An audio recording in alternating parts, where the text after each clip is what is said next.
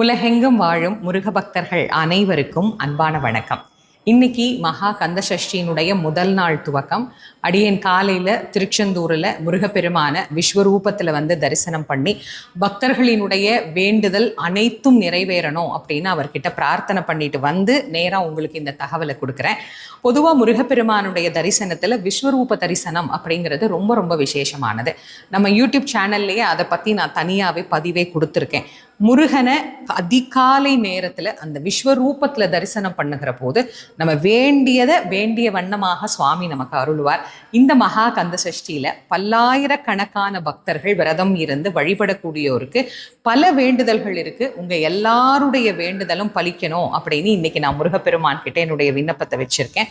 அதே மாதிரி இந்த சஷ்டி விரதத்தில் குழந்தைக்காக விரதம் இருக்கிறவங்க அநேகமானோர் உண்டு.